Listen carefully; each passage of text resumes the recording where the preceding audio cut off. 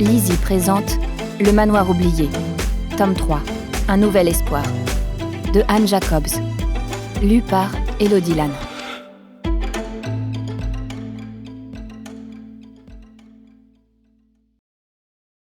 Chapitre 1. Cakpar. Printemps 1995. Le voilà, Eno Boude, d'une ponctualité parfaite, à 10h30 précise. Il gara son Opel Corsa argenté sur le parking des clients à côté du pavillon de l'intendant reconstruit à neuf, le trip nostalgie de Simon, disait méchamment Jenny. Il s'attarda un instant dans la voiture afin de trier les documents qu'il avait apportés. Cakpar se leva de son bureau et s'approcha de la fenêtre. De son 2 pièces sous les toits du manoir, il avait vu sur la totalité du domaine, un bonus qui compensait un peu la modestie de son logement.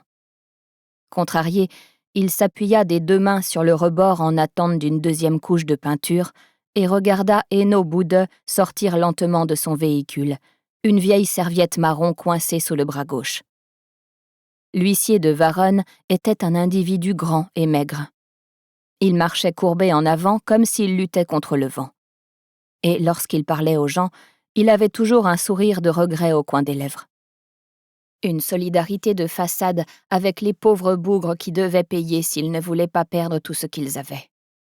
Eno Boude n'avait aucun scrupule à dépouiller sa clientèle. Cakpar jura tout bas, furieux d'être condamné à l'impuissance. Franziska et Jenny avaient refusé son offre répétée de participer financièrement au projet de reconversion en hôtel de luxe du manoir de Dranitz. Ces dames préféraient rester entre elles. « Non, Cakpar, il n'en est pas question », avait déclaré Jenny l'avant-veille encore. « Si on avait eu besoin d'investisseurs, on aurait pu faire appel à Simon. » Ce propos l'avait meurtri. Simon Strassner était un vautour, un type capable de tout quand il avait un profit en vue. Si Jenny et sa grand-mère s'étaient associées avec lui, il n'aurait pas fallu 3 mois pour qu'il devienne l'unique propriétaire du domaine, parc et lac compris. Lui, Cakpar, était tout l'opposé. Un imbécile bien utile qui travaillait depuis près de 5 ans à la conception et à la mise en œuvre de la rénovation pour un salaire de misère. Il avait investi ses connaissances et ses compétences, engagé plusieurs années de sa vie dans cette tâche. Et à présent qu'elles étaient en difficulté, il désirait simplement les aider en mettant ses économies à leur disposition. Ce soutien financier, il l'assortissait d'une condition: entrer dans l'affaire en tant qu'associé, ce qui lui paraissait plus que mérité. Mais non, les 2 dames tenaient à s'en sortir seules. Elles étaient têtues, les femmes de Dranitz, ce qui d'ailleurs n'était pas une découverte. Elles seraient bien avancées quand les banques fermeraient le robinet. Le domaine serait vendu par adjudication et qui s'empresserait de rafler la mise ? Monsieur l'architecte Strassner, bien sûr. À l'idée que cette magnifique propriété qui, au cours des années passées, s'était transformée sous sa direction en un site très prometteur, puisse tomber sous peu entre les mains de Simon Strassner, il eut un instant de désespoir. C'était hors de question. On était déjà obligé de supporter ce modèle de kitsch qu'il avait bâti sous leur nez, ainsi que ses apparitions épisodiques lorsqu'il venait voir sa fille, se promener avec elle et bourrer la pauvre gamine de sucreries. C'était bien assez. S'arrachant à ces tristes pensées, Cakpar tendit le cou afin de mieux voir l'huissier.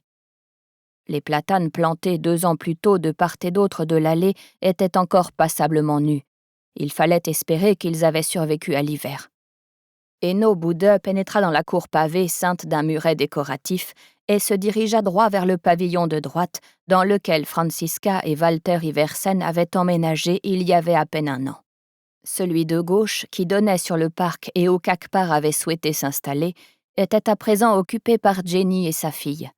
Il s'était effacé devant la jeune mère et l'enfant qui avaient évidemment la priorité et contenté du logement sous les toits encore partiellement en travaux. Jenny ne l'en avait même pas remercié. Manifestement, pour elle, cela allait de soi. À cette heure, elle était avec Julchen à la crèche, où elle donnait un coup de main à son amie Muke et s'attachait à discipliner les petits sauvages qu'elles avaient sous leur garde. Eno Boude le savait. Dans un petit village comme Dranitz et les localités des environs, tout se savait. Et c'est pour cette raison qu'il sonnait à présent chez les Iversen, où il avait plus de chances de trouver quelqu'un. Kakpar entendit japper Falco, le chien berger.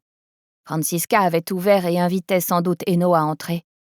Celui-ci allait lui présenter les impayés et les conditions de recouvrement. Et bien entendu, ensuite elle ne dirait pas un mot de ses tractations avec lui. Kakpar secoua la tête et poussa un soupir résigné. Nous espérons que vous avez apprécié cet aperçu. Pour continuer à écouter ce livre audio sur Google Play Livres, utilisez le lien dans la description de la vidéo.